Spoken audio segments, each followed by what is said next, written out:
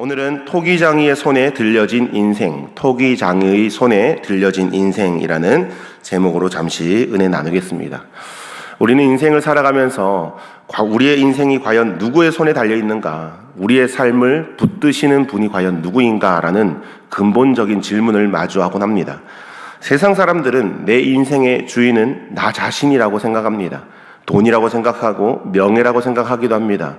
그래서 자신이 노력하고 자신의 의지로 자신의 운명을 개척해 나갈 수 있다라고 믿고 그렇게 노력하며 삽니다. 그러나 이 신앙의 출발점은 바로 내 인생의 절대적인 주권이 오직 하나님 손에 있다라는 사실을 인정하는 것에서부터 시작됩니다. 여기에 앉아 계신 우리 모두는 그 사실을 인정하기 때문에 이 자리에 앉아 계시는 것이죠. 오늘 본문에서 하나님은 그저 이 사실을 말로만, 글로만 선포하시는 것이 아니라 예레미야 선지자를 한 작업장으로 데리고 가서 보여주십니다. 바로 흙으로 그릇을 빚는 토기장이의 집으로 데리고 가십니다. 하나님께서는 그곳에서 돌아가는 물레와 진흙 덩이를 통해서 모든 인류의 운명을 지고 계신 분이 하나님이라는 것, 다시 말해 하나님의 절대 주권과 회복의 은혜를 이 시청각 자료를 통해서 보여주시면서 물레가 돌아가면서 그릇이 빚어지는 그 장면과 그리고 들려지는 그 모든 소리를 통하여서 생생하게 보여주고 계십니다. 하나님의 명령을 따라서 토기장이의 집으로 내려간 예레미야는 한 가지 아주 인상적인 장면을 목격하게 됩니다. 오늘 본문 3절, 4절 말씀인데요. 제가 다시 한번 읽어보겠습니다.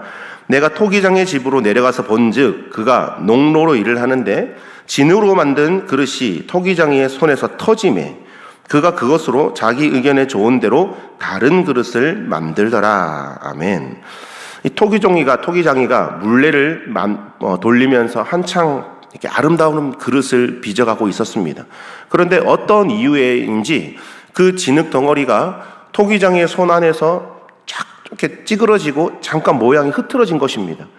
근데 다른 사람의 관점이었다면 이 흙은 더 이상 이제 쓸모가 없어. 그러면서 들어서 그냥 쓰레기통에 버리던지 그냥 바닥에 깨뜨려 버릴 수 있습니다. 하지만 이 토기장이는 그 찌그러진, 흐트러진 진흙을 결코 버리지 않더라는 거죠.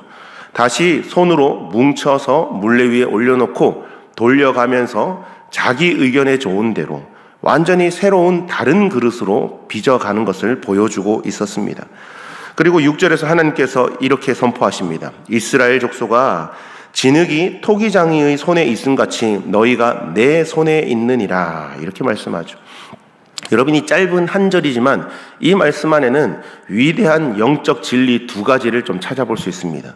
첫 번째로는 하나님의 절대 주권을 이 한 절에서 찾아볼 수 있죠. 진흙은 자신이 어떤 그릇이 될지 스스로 결정할 수가 없습니다. 자신은 그저 그 물레 위에 올려질 뿐, 그것을 돌리고 빚어서 만드시는 분은 이 토기장이라는 거죠. 둥근 사발이 될지 물을 담는 항아리가 될지 오직 토기장이의 손에 달려있다는 것입니다. 여러분, 우리의 인생의 시작과 끝, 은사와 직분, 삶의 무대 역시 창조주 하나님의 손에 온전히 붙들려 있다는 사실을 믿으시기 바랍니다. 두 번째로는 포기하지 않으시는 하나님의 은혜를 이 짧은 한 절을 통해서 알 수 있습니다. 흙이 손에서 일그러졌다라고 해서 하나님은 우리를 결코 버리지 않으시는 분이십니다.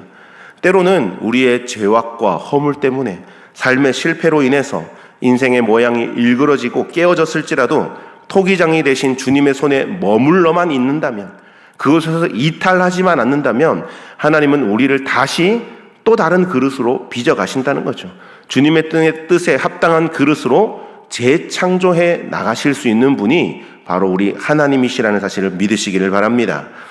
이어지는 7절부터 10절은 하나님의 절대 주권이라는 것이 결코 이 독선적이거나 기계론적인 운명론이 아님을 분명히 보여주고 있습니다. 하나님은 어떤 민족이나 국가를 향해 심판을 작정하셨더라도 그들이 그 악한 길에서 돌이켜 회개하면 그 뜻을 돌이켜서 재앙을 내리지 않겠다. 하나님께서 분명히 심판하시겠다고 말씀하셨는데도 불구하고 그 심판을 돌이키시겠다, 계획을 변경하시겠다라고 말씀하십니다. 어떠할 때요? 우리가 돌이킬 때.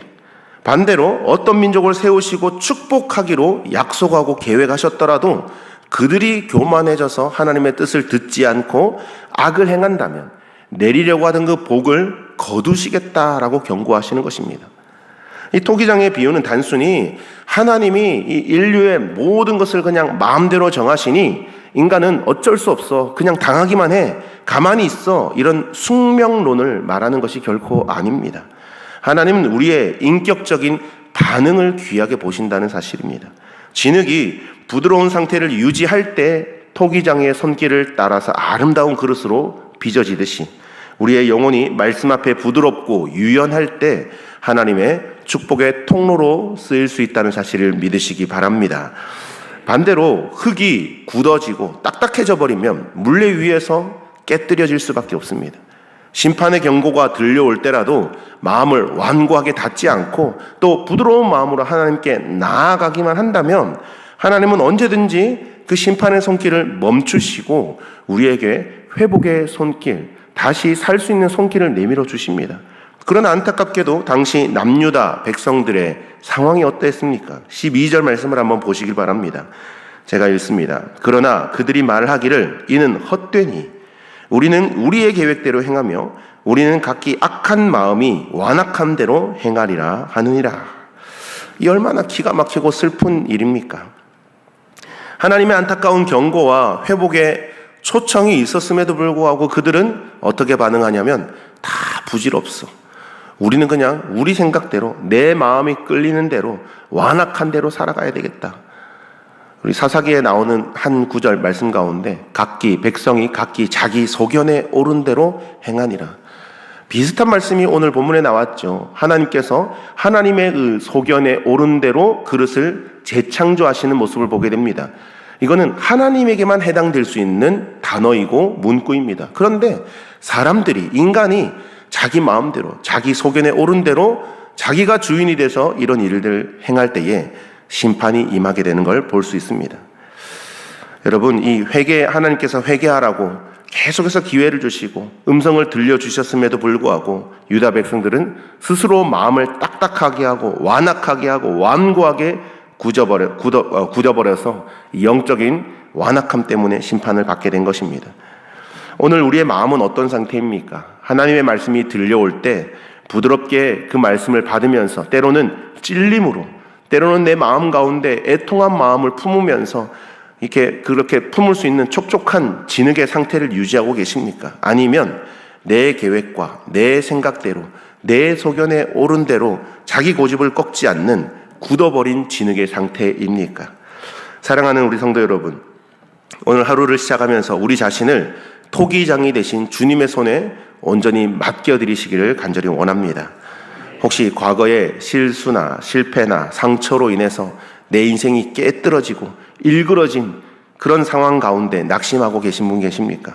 그렇다고 결코 절망하고 좌절하거나 그 자리에 앉아 계시지 마십시오. 우리는 여전히 토기장이 되신 하나님의 손 안에 있는 사람들입니다. 내 고집과 굳은 마음을 내려놓고 회개하며 주님 앞에 엎드릴 때 하나님은 우리를 주님의 뜻에 가장 아름다운, 가장 좋은 대로, 가장 가치 있는 존귀한 그릇으로 다시 빚어 주실 줄 믿습니다.